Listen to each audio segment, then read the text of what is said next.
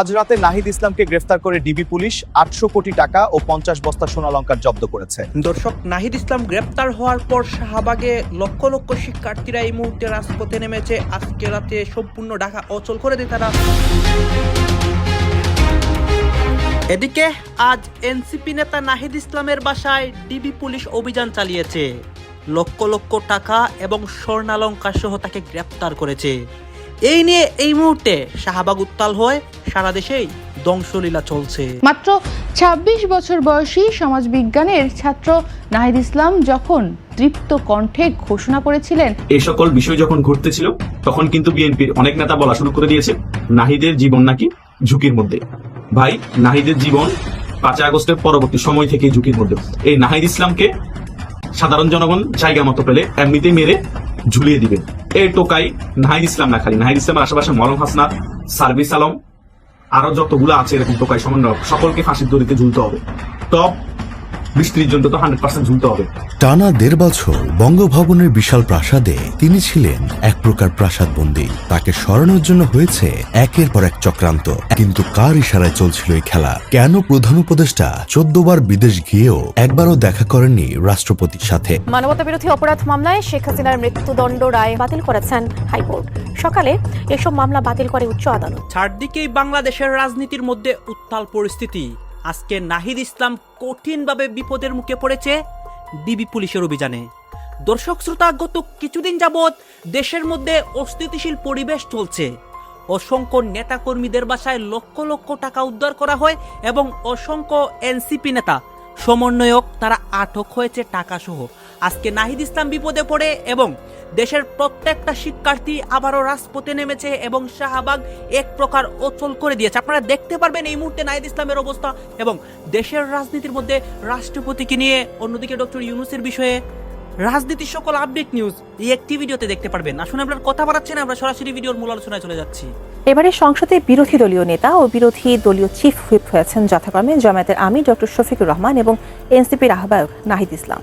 সরকারি দলের অংশ না হলেও সংবিধান অনুযায়ী তারা প্রত্যেকেই পাবেন পূর্ণ মন্ত্রীর সমমর্যাদা। তবে এই মন্ত্রী পদমর্যাদার ভিত্তিতে কি কি সুযোগ সুবিধা ভোগ করবেন তারা, বিস্তারিত জানাচ্ছেন আরিফ হাসান। গত ১২ই ফেব্রুয়ারি জাতীয় সংসদ নির্বাচনে ২/৩ বেশি আসনে জয় পেয়ে সরকার গঠন করেছে বাংলাদেশ জাতীয়তাবাদী দল বিএনপি। দলীয় সিদ্ধান্তে বিএনপি চেয়ারম্যান তারেক রহমান হয়েছেন সংসদ নেতা ও প্রধানমন্ত্রী। অন্যদিকে বিরোধী জোটে থাকা বাংলাদেশ জামায়াত ইসলামী তাদের আমির ডক্টর শফিকুর রহমানকে বিরোধী দলীয় নেতা মনোনীত করেছে এবং জোট সঙ্গী এনসিপির আহ্বায়ক নাহিদ ইসলাম হয়েছেন বিরোধী দলীয় চিফ হুইপ। দেশের সংবিধান অনুযায়ী বিরোধী দলীয় নেতা এবং বিরোধী দলীয় চিফ হুইপও একজন পূর্ণ মন্ত্রীর পদমর্যাদা পাবেন। সেই হিসেবে the ministers and minister of the state and deputy ministers bill ২০১৬ অনুযায়ী জামায়াতের আমির ডক্টর শফিকুর রহমান এবং এনসিপির আহ্বায়ক নাহিদ ইসলাম প্রত্যেকে একজন মন্ত্রী হিসেবে বেতন পাবেন মাসিক ১,০৫,০০০ টাকা এবং কাউকেই তাদের বেতনের জন্য কোনো কর দিতে হবে না। এছাড়া মাসিক বেতন ছাড়াও মন্ত্রী পদমর্যাদার ভিত্তিতে নাহিদ ইসলাম এবং জামায়াতে আমির দৈনিক ভাতা বাবদ ২,০০০ টাকা, নিয়ামক ভাতা বাবদ মাসিক ১০,০০০ টাকা, স্বেচ্ছাধীন তহবিল ১০ লাখ টাকা এবং মোবাইল ফোন কেনার জন্য ৭৫,০০০ টাকা পাবেন। এছাড়া সরকারি খরচে সার্বক্ষণিক গাড়ি, ঢাকার বাইরে অফিসিয়াল ট্যুরের জন্য অতিরিক্ত একটি জিপ গাড়ি পাবেন। বিএনপির অনেক নেতা বলা শুরু করে দিয়েছে নাহিদের জীবন নাকি ঝুঁকির মধ্যে। ভাই, নাহিদের জীবন ৫ আগস্টের পরবর্তী সময় থেকে ঝুঁকির মধ্যে। এই নাহিদ ইসলামকে সাধারণ জনগণ জায়গা মতো পেলে এমনিতেই মেরে ঝুলিয়ে দিবে। কিছুদিন আগে দেখেন নাই, নেপালে একটি কোর্ট থেকে রায় হয়েছে যারা গণঅভ্যুত্থানের মধ্যে ষড়যন্ত্রকারী ছিল নেপালের মধ্যে ১০ জনের ফাঁসি কার্যকর হয়ে গিয়েছে। এই টোকাই নাহিদ ইসলাম না, খালি নাহিদ ইসলামের আশেপাশে মলম হাসনাত, সার্ভিস আলম, আরো যতগুলো আছে এরকম টোকাই সমন্বয়ক, সকলকে ফাঁসির দড়িতে ঝুলতে হবে। টপ ২০-৩০ জন তো 100% ঝুলতে হবে। এমনিতেই তো তারা জীবনে ঝুঁকিতে আছে, তার উপর যে কোনো মুহূর্তে তাদেরকে হাতের মতো কেউ ফেলে দিতে পারে। কথা বোঝেন না? পার্সোনাল শত্রুতা থাকলে তাদেরকে ফেলে দিয়ে আওয়ামী লীগের উপর ট্যাগ লাগানো খুব সোজা হবে, তাই এদেরকে ফেলে দেওয়া খুবই ইজি। এদেরকে বিএনপিও সিস্টেমে ফেলে দিতে পারে। এখন বলতে পারেন তারা তো এখন এমপি হয়ে গেছে। আরে ভাই, পেটলা নাহিদ এমপি হয়েছে, মলম হাসনাত এমপি হয়েছে, তো কি হয়েছে? তারা কি লিগেল ভোটে কোনো এমপি হয়েছে? সিলেকশন ছিল, ডক্টর ইউনূস তাদের ৫-৬ জনকে এমপি বানিয়ে দিয়েছে, ক্ষমতা ছিল। এমপি হয়ে গেলে কি তাদের উইকেট পড়া যায় না? 100%। যেখানে ১৯৭১ সালের পরে বঙ্গবন্ধু তো প্রভাবশালী নেতা ছিল, বঙ্গবন্ধুর সম্পূর্ণ ফ্যামিলি সহ মেরে ফেলার চেষ্টা করা হয়েছে। জিয়াউর রহমান কত জনপ্রিয় নেতা ছিল বঙ্গবন্ধুর পরে, জিয়াউর রহমানকে মেরে ফেলা হয়েছে। এরশাদকে গণঅভ্যুত্থানের মাধ্যমে জেলে ঢুকানো হয়েছে, সিস্টেমে পেলে একসাথে মেরে ফেলা হতো। তো যেখানে রাষ্ট্রপতি নিরাপত্তা নাই, যেখানে প্রধানমন্ত্রী নিরাপত্তা নাই, সেখানে এ সকল টোকাই সমন্বয় কোথার চেটার বালার এমপি হয়েছে বিনা ভোটে অটো সিলেকশনে, তাদের কিছু নিরাপত্তা, তাদের জীবন তো এমনিতে ঝুঁকির মধ্যে। কথা বুঝছেন নাই? হয়তো বা বিএনপিও যদি চায়, এখন বিএনপিও এই সকল টোকাই এনসিপি নেতাদেরকে লটকাই ফেলতে পারবে। আওয়ামী লীগ ক্ষমতায় আসা লাগবে না, বিএনপি জাস্ট এদেরকে জিয়ে রেখেছে। আওয়ামী লীগ যদি ফেরার চেষ্টা করে, রাজপথে নেমে রাজপথ দখল করার চেষ্টা করে, আবার ক্ষমতায় আসার চেষ্টা করে, তখন এই সকল টোকাই এনসিপি নেতাদেরকে এবং শিবিরদেরকে, জামাতকে ব্যবহার করে তারা সহ জোট হয়ে আওয়ামী লীগকে যাতে দমন করতে পারে, সে কারণে তাদেরকে জিয়ে রাখছে। কিন্তু তারা যদি বেশি মাথাচাড়া দিয়ে উঠে, বিএনপিকে বেশি চাপ দেওয়া শুরু করে, দমন করার প্ল্যানিং করে বিএনপিকে আন্দোলনে নামার ভয় দেখিয়ে, তখন কিন্তু এদেরকে টুটি চেপে ধরবে। এরাও সেটা বোঝে, সেই কারণে বিএনপিকে বেশি দমন করার চেষ্টা করছে না, আন্দোলনের নেমে রাজপথে কোন ধরনের ভয়ভীতিও দেখাচ্ছে না। এমপি হয়েছে, ওরা ওদের কাজ করতেছে ওদের আসনে, বিএনপিও মোটামুটি ওদের কাজ ওরা চালিয়ে যাচ্ছে। কথা বুঝতে পারছেন? মোটামুটি ভাগ বাটোয়ারা, মামু ভাগনা যে নির্বাচন হয়েছে সেভাবে করে দেশটা এখন পরিচালনা করতেছে। নামে মাত্র বিরোধী দল হচ্ছে এই জামাত ইসলামী, যারা আশেপাশে জোট আছে তারা তাদের কাজ করতেছে, বিএনপির কাজ করতেছে, মানে ভাগে যেগুলো উঠে খাচ্ছে। হয়তোবা বিএনপির ভাগ একটু বেশি, কারণ বিএনপি রাজনৈতিকভাবে বড় দল এবং ক্ষমতায় আছে, সে কারণে বিএনপি একটু বেশি খাচ্ছে।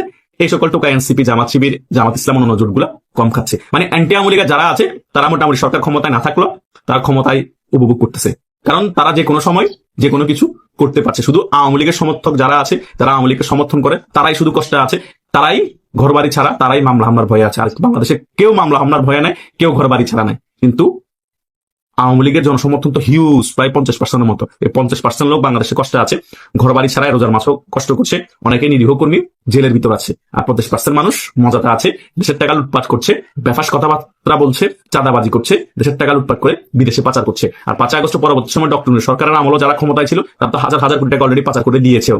এখন যারা ক্ষমতায় এসেছে 12 ফেব্রুয়ারির পরে, তারাও প্রসেসিং এ আছে, দেশের টাকা লুটপাট করে কিভাবে বিদেশে পাচার করবে। এভাবেই চলছে আমাদের দেশ। কথা বুঝেন নাই? তো এই সকল টোকাই সমন্বয়করা জীবনে ঝুঁকিতে থাকবে না, আমরা জীবনে ঝুঁকিতে থাকবো। হ্যাঁ, আমরাও জীবনে ঝুঁকিতে আছি, কিন্তু তাদের মতো না।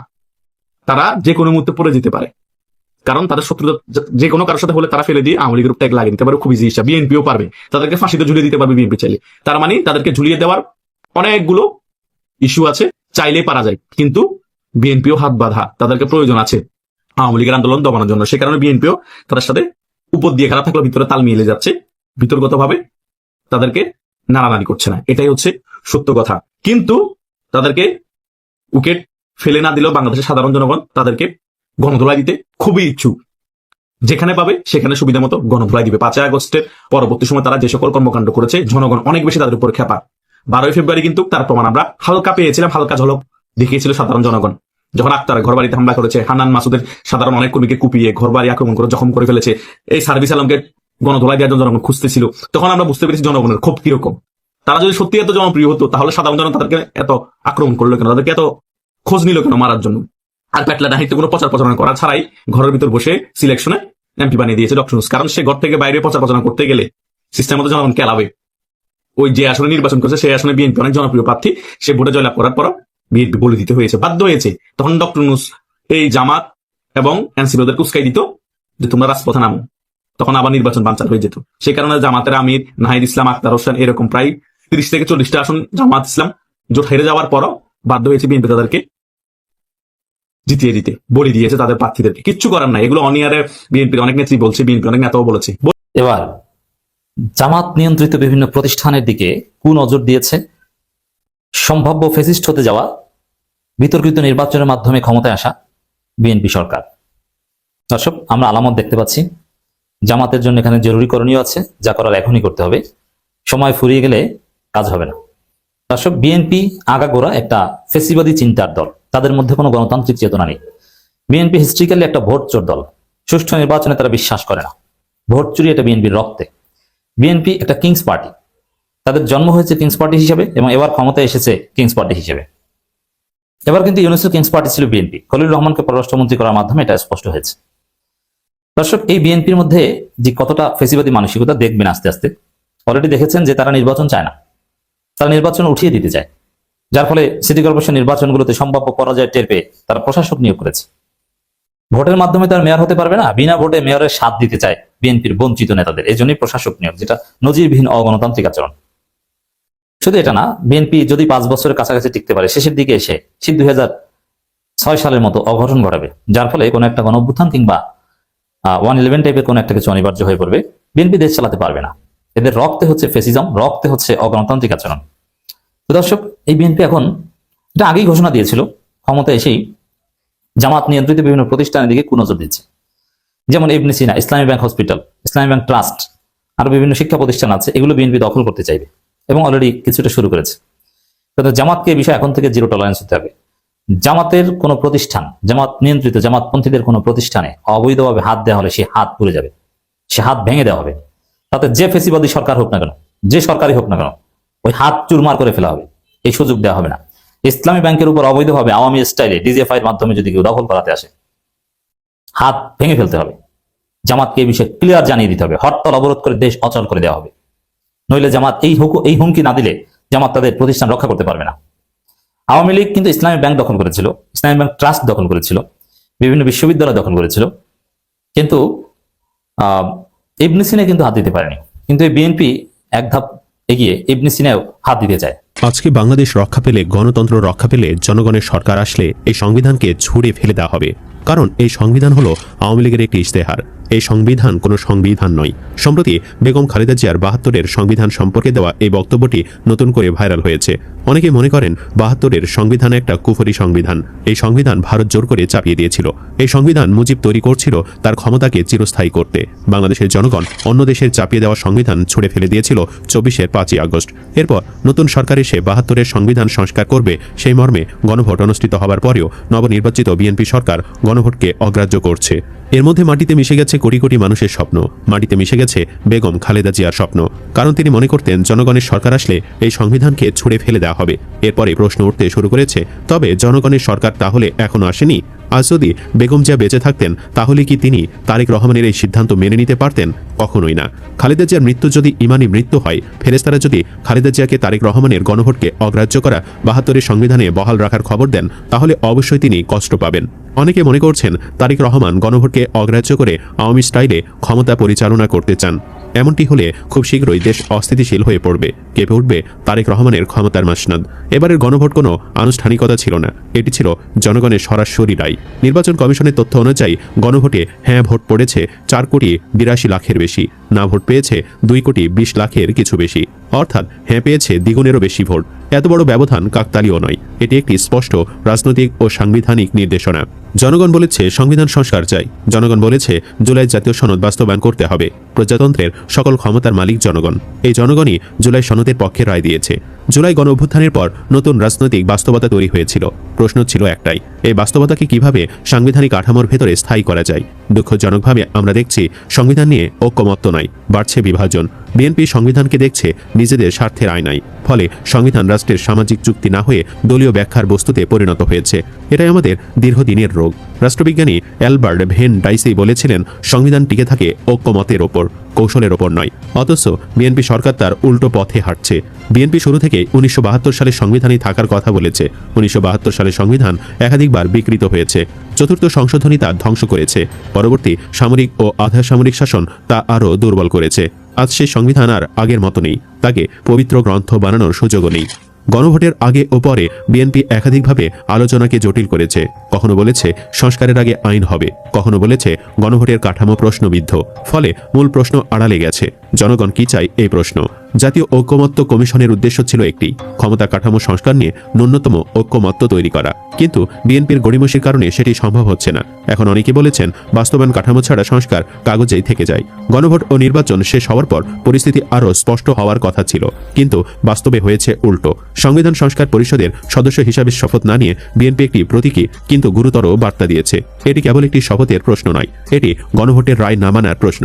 জুলাই জাতীয় সনদ বাস্তবায়ন আদেশ ২০২৫ গণভোটে জনগণের সম্মতি পেয়েছে। এই আদেশের অংশ হিসেবেই সংস্কার পরিষদ। শপথের ফর্ম আদেশের অংশ, অর্থাৎ শপথ না নেওয়া মানে গণভোটে অনুমোদিত একটি আদেশ সরাসরি অস্বীকার করা। এটাই প্রথম উপেক্ষা। দ্বিতীয় উপেক্ষা আরও স্পষ্ট।